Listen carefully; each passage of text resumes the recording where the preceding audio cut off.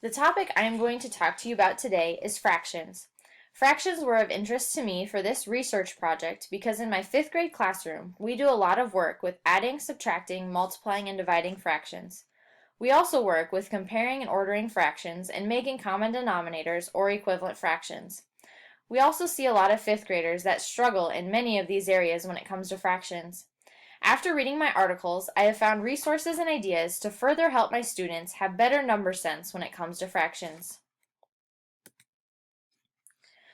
The big idea behind this article was that fractions are numbers too. Just as we need to take the time to build our students' number sense, we also need to take time to build their number sense with fractions. Students can have whole number sense and not have their fraction number sense developed yet. The first way the article touched on to develop fraction number sense is having students represent fractions with manipulatives, drawings, or digital tools. This will help students begin to see that fractions represent a number. As educators, we also need to give our students time to discuss their representations because they may not always be equal-sized parts or be proportionally correct. Having students discuss what they did with their drawing or manipulatives can deepen their understanding and give us as educators a clearer picture of what they know. The second way to develop students' fraction number sense is by helping them understand fraction equivalence. They will need to make equivalent fractions eventually to add and subtract fractions. So why not develop this early on so they understand how they are equal? The third way to develop students' fraction number sense is requiring them to compare and order fractions, decimals, and percents. This can help build on the equivalence teaching we did prior to further deepen their understanding. Finally, students need to be involved in tasks that relate to prior knowledge experiences and real-life contexts related to fractions. Without this fraction foundation, how can we ask students to do other operations with fractions? They need to understand all the basics with fractions and how they are numbers as well. The article had multiple great activities and lesson opener ideas to use as well. This first activity, which I'm going to be talking about, involves this first visual. The activity was the Cookie Monster activity. The activity involves Cookie Monster eating half of a cookie one day. On the next day, he eats half of what remains. The next day, he eats half of what remains from the previous day again, and so on. Students are then asked to figure out how much of the cookie will be eaten, how much of the cookie will remain, and if the pattern continues, will he ever eat all of the cookie? This activity had students continually dividing fractions in half. It made them draw a visual of what was happening to the cookie, as you can see here, and they also came up with a function table off to the side here that related to the pattern. The second activity I wanted to touch on was this flag activity, which is off to the right.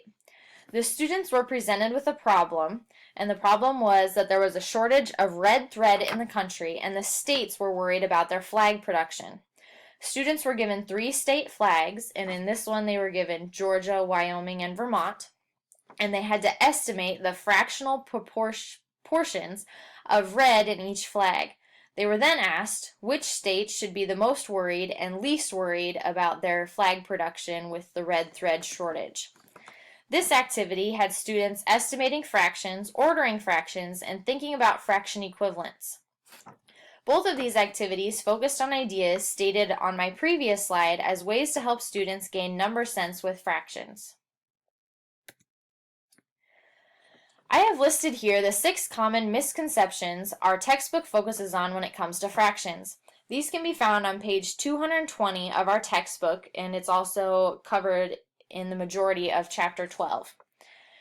As I was looking through these misconceptions, they all have to do with that idea my article focused on, which was students not having developed number sense when it comes to fractions.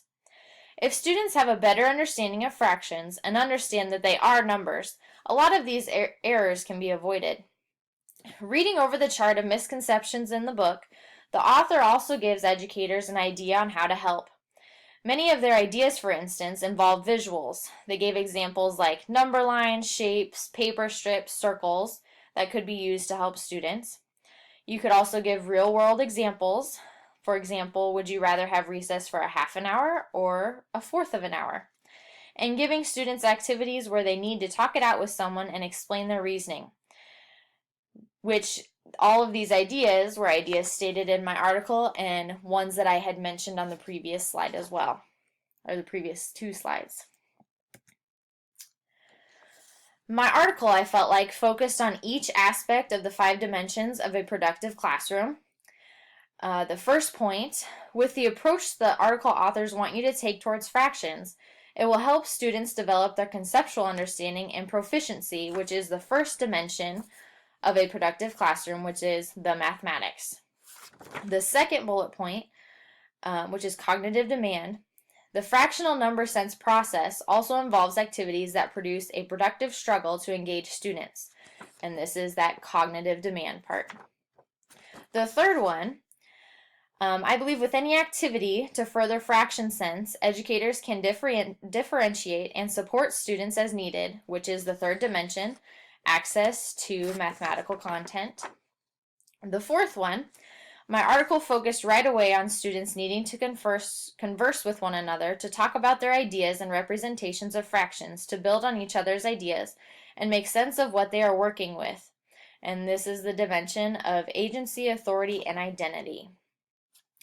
And the very last one, which is assessment. Educators can do a formative assessment during any activity as they're walking around and viewing students' work. And then it would be very easy to add on a personal summative assessment question somewhere throughout the lesson if you wanted to check on each individual student's learning even further. Down at the bottom here, when I went and talked to or listened to Karen Karp speak at the ESU, this was one activity she had us do, something super easy you could do within your classroom.